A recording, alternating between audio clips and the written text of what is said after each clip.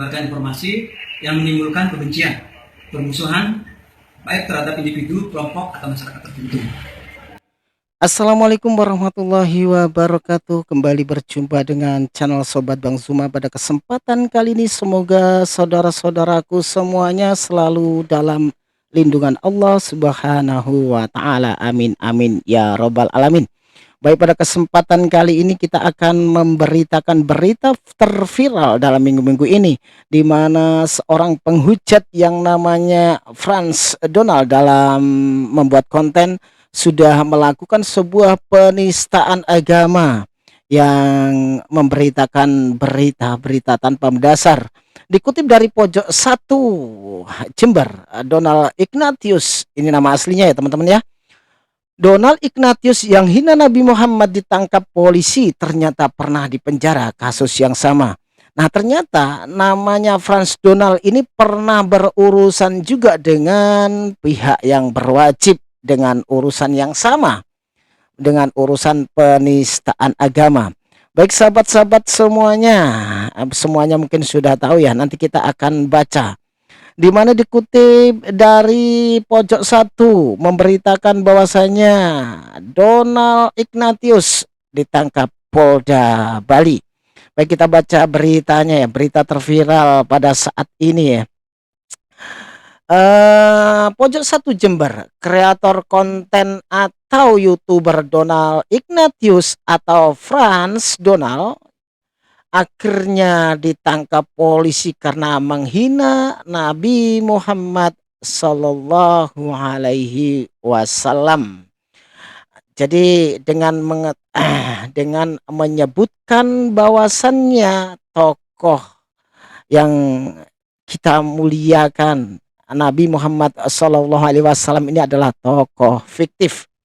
Donald Ignatius ini memang bandel. Disebutkan oleh pihak pihak pemberita nih, memang Donald Ignatius ini orangnya bandel. Nah, ini bandel, tak mau belajar dari kesalahannya. Dia juga pernah dipenjara tahun 2017 lalu atas kasus yang sama, yaitu menghina Nabi Muhammad Sallallahu Alaihi Wasallam. Jadi teman-teman ya, ternyata ini kasusnya sama diulang lagi. Nah, tidak jerah juga rupanya. Polres Jember menyebut tersangka pernah dipenjara dengan kasus yang sama pada tahun 2017 lalu. Dia dikenakan pidana penjara 2 tahun 10 bulan penjara oleh Pengadilan Negeri Denpasar. Nah, inilah ya teman-teman ya, kadang-kadang kalau ada kasus-kasus seperti ini, dikatakan umat Islam itu merasa mayoritas gitu ya. Kadang-kadang kita ini dianggap mayoritas semena-mena atas hukum di Indonesia. Sebenarnya tidak teman-teman. Siapapun bebas bersuara, tetapi ada batas dan ada dasarnya. Tetapi bila mengatakan Nabi Muhammad Sallallahu Alaihi Wasallam adalah tokoh yang fiktif, ini memang sudah penistaan dan penghujatan, penistaan terhadap agama, sehingga bisa dikatakan pasal perundang-undangan. Kreator konten atau YouTuber tinggal di Badung, Bali, ini ditetapkan sebagai tersangka oleh Satreskrim Polres Jember karena diduga melakukan penistaan agama. Jadi jelas sekali ya beritanya teman-teman ya. Dia ditangkap atas laporan dari GP Ansor Kencong. Kasat Reskrim Polres Jember AKP Angga Ratma mengatakan motif tersangka menyebut Nabi Muhammad sebagai tokoh fiktif demi meningkatkan jumlah viewer YouTube-nya. Nah, inilah teman-teman, demi mendapatkan hasil dari YouTube-nya, rela menista, rela menghujat. Nah, ini nih kafirnya seperti ini nih, tanpa dasar. Nanti kalau ditangkap nangis, nanti dikatakan umat Islam ini kriminatif ya kan. Selain itu, videonya juga mempengaruhi penonton, motifnya melakukan itu untuk viewernya dan mempengaruhi penonton, kata Anggi Senin 19 Mei 2025.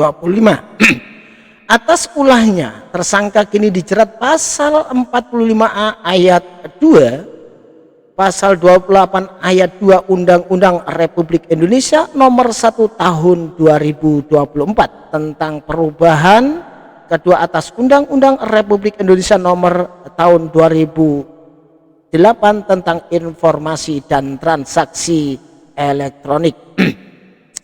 Jadi awal mula Franz Donald ini dilaporkan itu berawal dari viralnya video di YouTube melalui kanal YouTube miliknya yang bernama Warta Kabar Baik.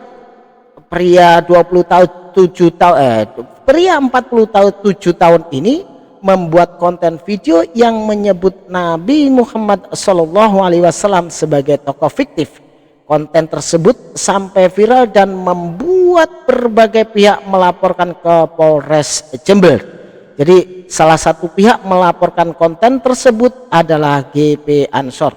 Jadi ini ya, gara-gara ulahnya dia ini akhirnya dilaporkan ke pihak yang berwajib. Nah jadi ini teman-teman Kristen yang masih berpikir kita boleh berdiskusi, ya kan, kita nggak apa-apa berdiskusi, berdebat, tetapi dalam arti ada dasarnya sesuai dengan kitab yang diimani oleh agama yang kita yakini. Nah pada saat berbicara tentang Nabi Muhammad, ya kan, dikatakan tokoh fiktif, sedangkan faktanya ada makamnya, bahkan mukjizat yang terbesar yaitu Al-Quranul Karim sampai sekarang menjadi kitab suci umat Islam, dan bahwasannya di dalam Sirah Nabawiyah dijelaskan bahwasannya Nabi Muhammad itu siapa, dan dunia mengakui bahwasannya ketokohan Nabi Muhammad SAW ini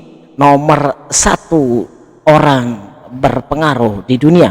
Nah jadi kalau ada hal seperti ini, apakah orang-orang seperti Franz Donald ini tidak berpikir bahwasanya di negara Arab sana itu mayoritas muslim, itu mulai dari pada saat Nabi Muhammad SAW itu diutus pertama kali di abad ke-7.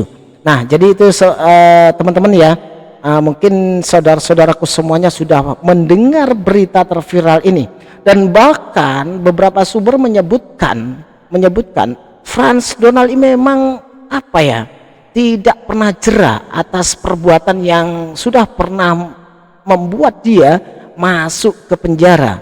Nah jadi sudah terulang seperti ini, apakah dia tidak juga jerak? Nanti kita lihat endingnya ya teman-teman ya. Nah di sini kita mendapatkan sumber kembali, sebut Nabi Muhammad fiktif demi viewer. YouTuber Jember asal Bali ditangkap karena menistakan agama. Jadi YouTuber ini asal Badung Bali ini ditangkap dan ditetapkan sebagai tersangka oleh Satreskrim Polres Jember karena diduga melakukan penistaan agama. Baik sahabat-sahabat semuanya, insya Allah kita sebagai umat Islam tetap menjaga toleransi antar umat beragama. Jangan sampai kita melakukan hal seperti ini. Karena apa?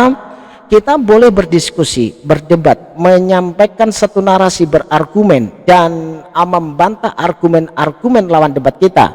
Yang penting jangan menafsirkan di luar tafsiran pokok, dalil-dalil primer atau ayat-ayat primer di dalam satu kitab yang dianggap suci oleh orang yang mengimani.